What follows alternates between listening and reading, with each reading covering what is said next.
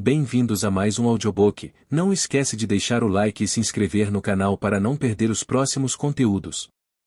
Compartilhe com seus amigos e não deixe de escutar os próximos capítulos.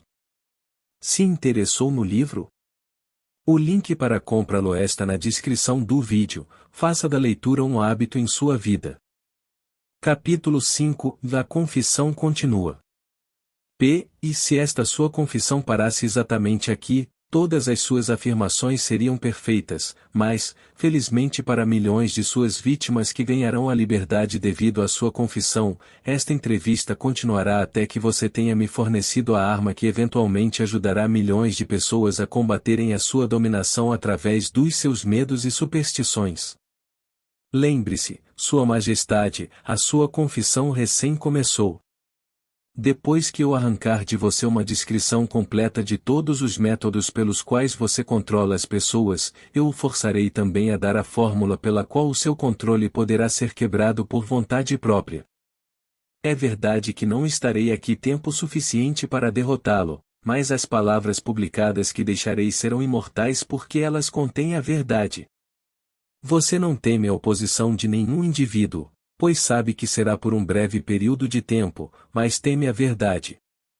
Você tem medo da verdade nada mais, pois a verdade lentamente, mas de forma definitiva, vai dar aos seres humanos a liberdade de todos os tipos de medo.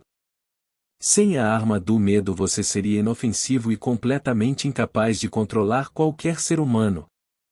Isso é verdadeiro ou falso? E não tenho alternativa senão admitir que o que você disse é verdade. E agora que nos entendemos, vamos em frente com a sua confissão. Mas, antes de nós continuarmos, aproveitarei o tempo para tirar uma dúvida muito pessoal minha. Eu lhe farei apenas uma pergunta, e a resposta me trará toda a satisfação que eu quero. Não é verdade que você controla somente as mentes daqueles que se permitiram cair no hábito da alienação? E sim, é verdade. Eu já admiti essa verdade uma dúzia ou mais de vezes. Por que você me perturba tanto repetindo essa mesma questão? E há poder na repetição. Eu estou forçando você a repetir os pontos principais da sua confissão de muitos modos diferentes e tantos quantos possíveis, de tal forma que as suas vítimas possam ler esta entrevista e determinar a sua profundidade pelas suas próprias experiências com você. Esse é um dos meus pequenos truques. Você aprova o meu método? E você não poderia estar preparando uma armadilha para mim com o objetivo de conseguir algo mais poderoso. Ou poderia. E estou fazendo as perguntas e você está respondendo. Vá em frente agora e confesse por que você não tem poderes suficientes para me parar de fazê-lo confessar. Quero a sua confissão para ajudar e confortar todas as suas vítimas, as quais eu intenciono libertar do seu controle no exato momento em que elas lerem a sua confissão. E estou sem poderes para influenciar ou controlar você, simplesmente porque você encontrou o principal segredo para o meu reino. Você sabe que existo somente nas mentes das pessoas que possuem medos. Você sabe que controlo somente os alienados, que se negam a usar as suas próprias mentes. Você sabe que o meu inferno é aqui mesmo na Terra, e não no mundo que vem após a morte. E você também sabe que os alienados fornecem todo o fogo que eu uso no meu inferno. Você sabe que sou um princípio ou forma de energia que expressa o lado negativo da matéria ou da energia, e que não sou uma pessoa com um garfo e um rabo pontudo. Você tornou-se o meu mestre porque superou todos os seus medos. Por último, você sabe que pode liberar todas as vítimas humanas que contatar, e esse conhecimento definido é que fará o maior estrago na minha estratégia de dominação. Não consigo controlá-lo porque você descobriu a sua própria mente e assumiu o controle dela. Até aí, senhor humano, esta confissão deverá alimentar a sua vaidade, até um ponto crítico. E este último dardo foi desnecessário. O tipo de conhecimento que utilizei para superar você não se autocontamina com a indulgência vulgar da vaidade. A verdade, sim, esta é a única coisa no mundo que consegue manter-se acima de qualquer coisa. Agora vamos continuar com a sua confissão. O que há de errado com o princípio da bajulação? Você o usa ou não? E se eu uso? Obviamente. A bajulação é uma das minhas armas mais úteis. Com este instrumento mortal eu fisgo os peixes grandes e os pequenos. E a sua admissão me interessa. Vá em frente agora e me conte como você faz uso da bajulação. E eu faço uso dela de tantas formas que é difícil saber por onde começar. Estou avisando, antes de eu responder em detalhes, que, se você publicar as minhas respostas, você trará para si mesmo uma avalanche de ridicularidades na sua própria cabeça. E eu assumirei a responsabilidade. Prossiga. E bem, devo admitir aqui que você encontrou o maior segredo de como converto as pessoas para o hábito da alienação. E essa é uma admissão considerável. Vá em frente com a sua confissão e não desvie do assunto da bajulação. Sem mais conversas colaterais e sem mais enrolações neste momento, me conte tudo sobre como você usa a bajulação para ganhar o controle sobre as pessoas. E a bajulação é uma isca de valor incomparável a todos aqueles que desejam ganhar o controle sobre as outras pessoas. Ela carrega em si qualidades atrativas para outras pessoas porque opera através de duas das mais comuns das fraquezas humanas, a vaidade e o egocentrismo. Há certa quantia de vaidade e egocentrismo em todas as pessoas. Em algumas pessoas, essas qualidades são tão salientes que elas literalmente servem como uma corda pela qual alguém pode amarrar-se. A melhor de todas as cordas é a bajulação. A bajulação é a isca-chave pela qual homens seduzem mulheres. Algumas vezes, na verdade, frequentemente, mulheres usam a mesma isca para ganhar o controle dos homens, especialmente os homens que não são dominados pelo apelo sexual. Ensina o seu uso tanto para os homens quanto para as mulheres. A bajulação é também a principal isca com que os meus agentes ganham a confiança das pessoas de quem eles procuram as informações necessárias para prosseguir na sua missão. Onde quer que alguém pare para alimentar a sua vaidade pela bajulação, lá estou eu colocando o primeiro tijolo para construir mais um alienado. Não alienados não são facilmente alvos da bajulação. Inspiro pessoas a usarem a bajulação em todas as relações humanas onde seu uso é possível, porque todos aqueles que são influenciados pela bajulação tornam-se vítimas fáceis do hábito da alienação. E você consegue controlar qualquer um que seja suscetível à bajulação? E muito facilmente. Como eu já disse, a bajulação é de grande importância em tornar as pessoas presas fáceis ao hábito da alienação. E com que idade as pessoas são mais suscetíveis à bajulação? E idade não tem nada a ver com a susceptibilidade à bajulação. As pessoas respondem a ela de uma forma ou outra a partir do momento em que elas se tornam conscientes de sua própria existência até a sua morte. E através de que forma as mulheres podem ser facilmente bajuladas? Através da sua vaidade. Diga a uma mulher que ela está bonita ou que ela se arruma fantasticamente bem. E qual a forma mais efetiva em fisgar os homens? Egocentrismo, com I maiúsculo. Diga a um homem que ele tem um corpo forte como Hércules ou que ele é um grande homem de negócios e ele perderá totalmente a faculdade da razão e ficará dominado por um sentimento egocêntrico. Depois disso, você sabe o que acontece. Todos os homens são assim. Não. 2. A cada 100 homens, possuem o seu ego tão sob controle que mesmo um bajulador profissional não conseguiria perfurar a sua pele mesmo com uma faca de açougueiro. E como uma mulher esperta consegue aplicar a arte da bajulação no momento de atrair os homens? E pelo amor de Deus, homem, tenho que desenhar o método dela para você? Você não possui imaginação? E assim, tenho imaginação suficiente, Sua Majestade, mas estou pensando naqueles pobres homens do mundo que precisam entender a técnica exata com que eles podem ser bajulados para caírem no hábito da alienação. Vá em frente e conte-nos como uma mulher pode fisgar homens ricos e espertos.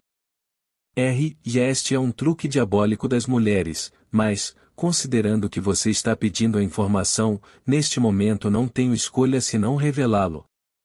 As mulheres influenciam os homens através de uma técnica que consiste basicamente em, primeiro, na habilidade de forjar um tom de voz suave e quase infantil, segundo, na habilidade de fechar seus olhos em uma posição semicerrada, hipnotizando os homens. E isso é tudo o que há no mundo da bajulação? E não, essa é apenas a técnica. Aí vem a razão pela qual uma mulher usa essa técnica como uma isca. O tipo de mulher que você talvez tenha em mente nunca se vende a um homem e muito menos lhe dá algo em troca. Em vez disso, ela vende a ele o seu próprio egocentrismo.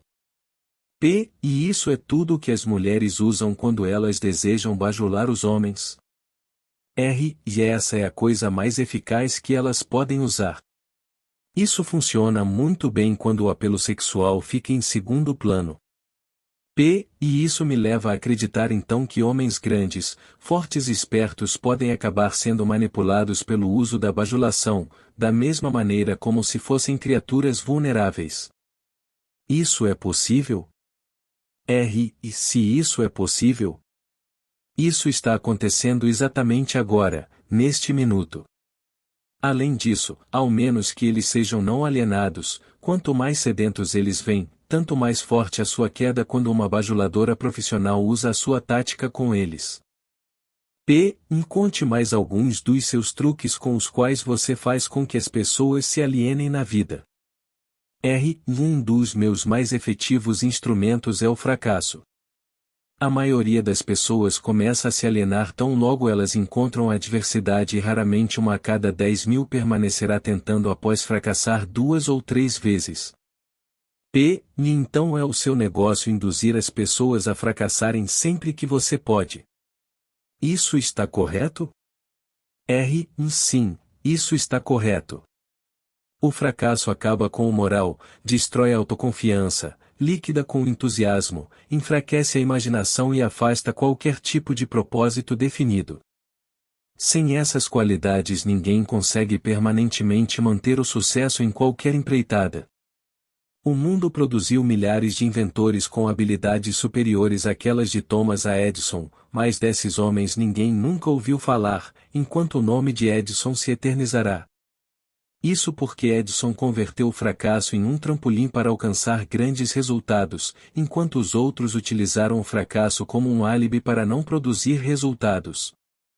E a capacidade para superar o fracasso sem desencorajar-se por acaso é um dos grandes ativos de Henry Ford? Sim, e essa mesma qualidade é o verdadeiro ativo de todos os homens que alcançam sucessos fabulosos em quaisquer aspectos de suas vidas. E essa afirmação é muito generalista, Sua Majestade. Você não desejaria modificá-la ou reduzi-la um pouco para ter mais precisão? E nenhuma modificação é necessária, porque essa afirmação não é tão vasta. Pesquise com precisão as vidas de homens e mulheres que alcançam sucessos duradouros e você achará, sem exceção, que o sucesso deles ocorreu na exata proporção da extensão do fracasso que eles conseguiram superar. A vida de cada pessoa bem-sucedida clama por uma das maiores verdades que a maior parte dos filósofos já sabia, e cada fracasso traz junto de si a semente de um sucesso equivalente. Mas a semente não germinará e crescerá sob a influência de um alienado. Ela se abre para a vida somente quando está nas mãos de alguém que reconhece que a maior parte dos fracassos são somente derrotas temporárias, e que nunca, sob nenhuma hipótese, aceita a derrota como uma desculpa para alienar-se. E, se estou entendendo corretamente, você está afirmando que existe virtude no fracasso. Isso não me parece razoável. Por que você tenta induzir as pessoas a fracassarem, se há virtude no fracasso? E não há inconsistência nas minhas afirmações. O que parece ser inconsistência na verdade é a sua falta de entendimento. O fracasso é uma virtude somente quando ele não leva uma pessoa a desistir de tentar e começar a alienar-se. Induzo tantas pessoas quantas eu posso a fracassarem e tantas vezes quantas posso pela simples razão de que, raramente, 1 em cada 10.000 permanecerá tentando após cair 2 ou 3 vezes. Não estou preocupado com os poucos que convertem os fracassos em alavancas para o sucesso porque, de qualquer forma, eles pertencem à minha oposição. Eles são não alienados, e por isso estão fora do meu alcance. E a sua explicação clareia o assunto. Agora vá em frente e me conte alguns de seus outros truques através dos quais você induz as pessoas a se alienarem. O outro dos meus mais efetivos truques é conhecido para você como propaganda. Esse é o instrumento de maior valor para mim ao fazer com que pessoas matem umas às outras sob o disfarce da guerra. A esperteza desse truque consiste basicamente pela sutileza com a qual eu o uso. Misturo propaganda com notícias do mundo. Ensino isso em escolas públicas ou privadas. Vejo que a propaganda sempre acha o seu caminho no púlpito. Coloco cor nos filmes animados com ela. Faço com que ela entre em cada casa onde tenha um rádio ligado. Faço com que ela esteja nos quadros negros, jornais e programas de rádio. Eu a espalho em todos os lugares onde as pessoas trabalham e fazem negócios. Uso a propaganda para encher as salas dos tribunais das varas de família, principalmente quando se trata de divórcio. Também faço com que a propaganda sirva para destruir os negócios e a indústria.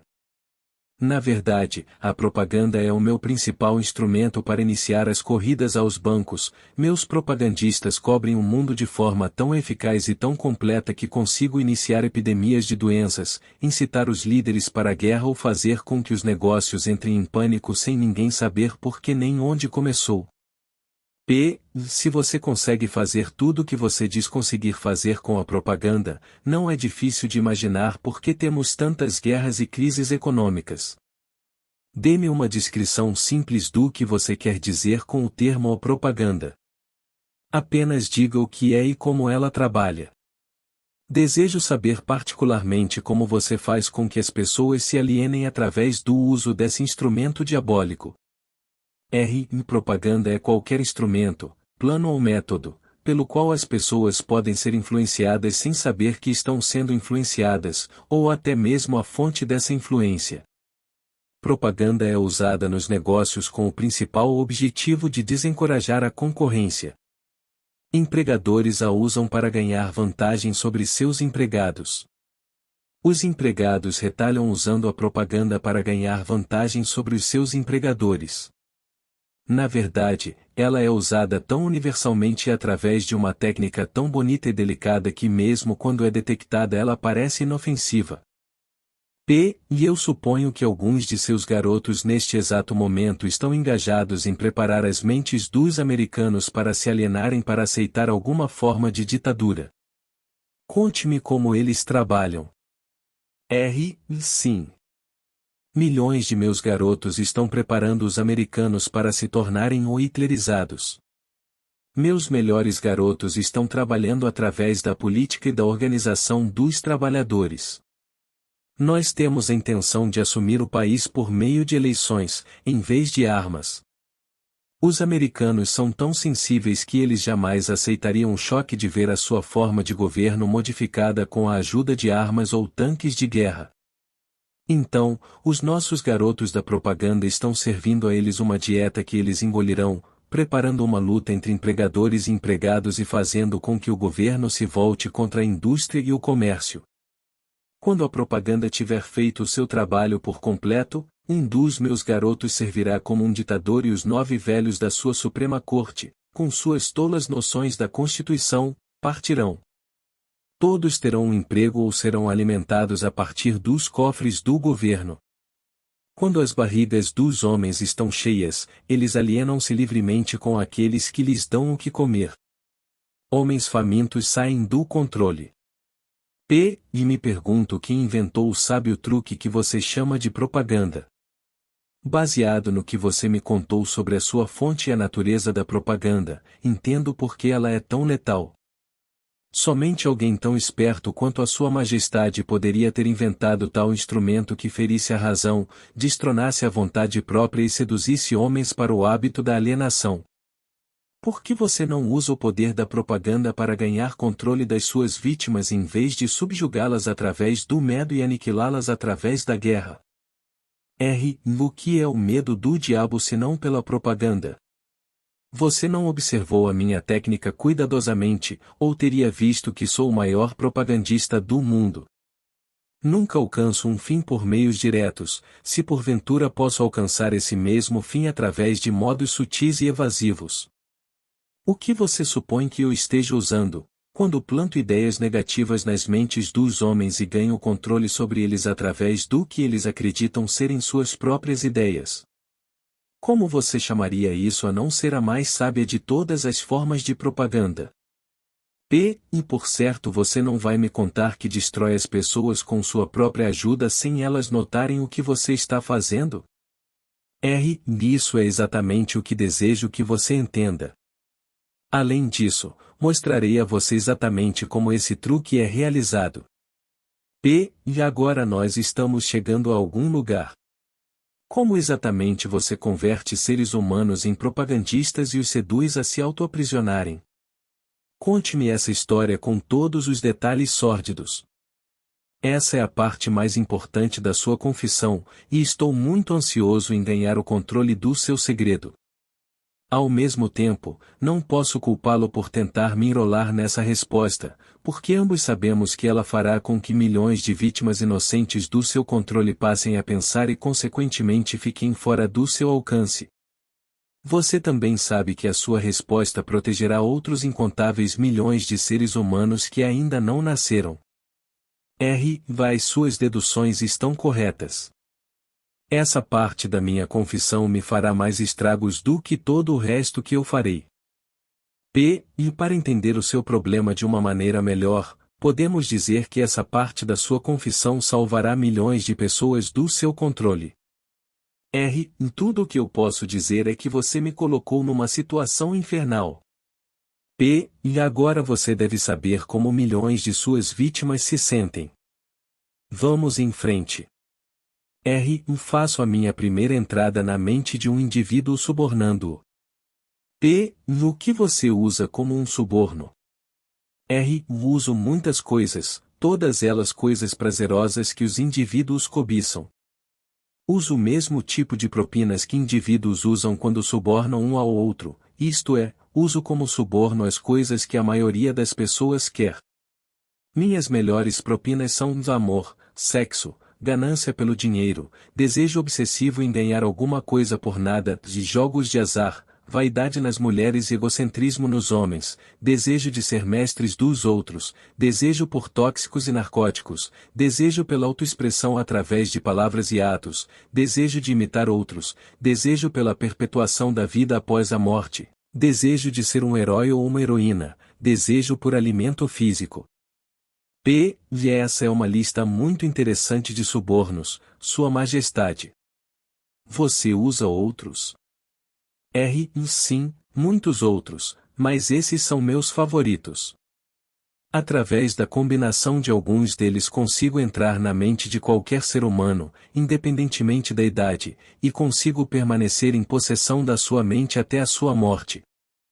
E isso significa que esses subornos são as chaves pelas quais você consegue silenciosamente destrancar a porta de entrada de qualquer mente que você escolher? É exatamente isso que eu quero dizer. E é exatamente isso que eu posso fazer. No que acontece quando você entra na mente de uma pessoa que ainda não está no hábito da alienação, mas pertence à classe dos 98% dos seres humanos que são alienados em potencial? Trabalho imediatamente para ocupar o máximo que eu conseguir da mente dessa pessoa. Se a maior fraqueza desse indivíduo é o desejo por dinheiro, começo a jogar moedas na frente dele, claro, falando em sentido figurado. Intensifico o seu desejo e o induzo a perseguir o dinheiro com todas as suas forças, então, quando ele chega perto do momento de abocanhar o dinheiro, eu simplesmente tiro-o da sua frente. Esse é um velho truque meu. Depois de esse truque ter sido repetido algumas vezes, o pobre infeliz desiste e se entrega. Aí então eu tomo conta de um pouco mais de espaço da sua mente e acabo por preenchê-lo com o medo da pobreza. Esse é um dos melhores preenchedores de mente que eu tenho. Sim, admito que o seu método é muito inteligente, mas o que acontece se a vítima por acaso enganar você e conseguir pôr as suas mãos em um monte de dinheiro? Você não consegue preencher a sua mente com o medo da pobreza, consegue? Não consigo. Ocupo o espaço preenchendo a sua mente com alguma coisa que sirva ao meu objetivo da mesma maneira. Se a minha vítima conseguir alcançar e for bem-sucedida no seu desejo por dinheiro, muito dinheiro, começo a induzi-la com todas as coisas que ela pode comprar com o dinheiro. Por exemplo, faço com que ela consuma alimentos altamente calóricos. Isso reduz a sua capacidade de pensamento, coloca o seu coração em risco e começa um caminho para a alienação. Aí então, além disso, faço com que ela tenha indisposições estomacais e intestinais devido à grande quantidade de comida que ela está ingerindo, e isso também diminui a sua capacidade de pensamento, sem falar na pouca disposição para a vida. E se a vítima não é um glutão? A quais outros vícios você pode induzi-la para levá-la ao hábito da alienação? E se a vítima é um homem, posso geralmente fisgá-lo através do apetite por sexo. Autoindulgência em sexo faz mais homens caírem no hábito da alienação e fracassarem do que todas as outras causas combinadas. E quer dizer então que comida e sexo são duas de suas iscas mais certeiras, isso está correto? Sim, com esses dois atrativos posso tomar conta da maioria das minhas vítimas. Junto com essas está o desejo por dinheiro. E eu estou começando a pensar que a riqueza é mais perigosa do que a pobreza, se é que se pode acreditar na sua história. Bem, isso tudo depende de quem tem a riqueza e como ela foi adquirida. No que tem a ver a maneira com que o dinheiro foi adquirido com o fato de ele ser uma bênção ou uma maldição? Em tudo. Se você não acredita em mim, dê uma olhada naqueles que adquirem grandes quantias de dinheiro de forma abrupta, sem tempo suficiente para ganhar sabedoria de como lidar com ele. Tendo feito isso, observe atentamente como eles usam o dinheiro. Por que você supõe que os filhos dos homens ricos raramente conseguem grandes realizações tal como seus pais? Eu lhe contarei por quê. É porque eles foram privados da autodisciplina que vem do fato de ter que se trabalhar pelo dinheiro. Dê também uma olhada no histórico de artistas do cinema ou atletas que num piscar de olhos acham-se rodeados de fortunas e de uma hora para outra são venerados como heróis pelo público. Observe o quão rapidamente eu consigo penetrar as suas mentes principalmente através do sexo, dos jogos de azar, da comida e do álcool. Com esses vícios eu consigo pegar e controlar mesmo as maiores e melhores pessoas, tão logo elas colocam as suas mãos em grandes quantias de dinheiro. E o que você tem a dizer sobre aqueles que adquirem o dinheiro lenta e paulatinamente, prestando alguma forma de serviço útil? Eles também são facilmente pegos? Eu também consigo pegá-los, mas geralmente tenho que mudar a isca. Alguns deles querem uma coisa e outros querem outras coisas. Meu objetivo é mais bem alcançado onde consigo fazê-los querer algo que eles desejam muito, mas embrulho esse pacote como se fosse algo que eles não quisessem. O que eu dou a eles é algo definitivo que os faz alienados. Você entende como eu trabalho?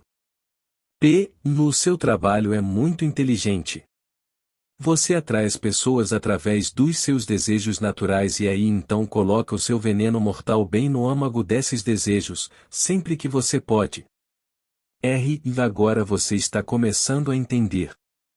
Como você pode ver, de forma figurada, pode-se dizer que eu coloco o início e o fim contra o meio. De tudo que você diz, pude entender que você não consegue induzir um não alienado a ajudá-lo a ganhar o controle da sua mente com esses seus tipos de subornos. Isso está correto? Isso é exatamente correto. Posso e também me interesso em dar propinas a todos os não alienados, porque uso como suborno as coisas que todas as pessoas naturalmente desejam. A diferença é que o não alienado assemelha-se a um peixe que rouba a isca do anzol, mas recusa-se a ser fisgado.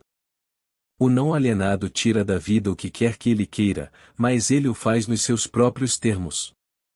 O alienado tira o que quer que ele consiga da vida, mas tudo o que ele tira ele consegue nos meus termos.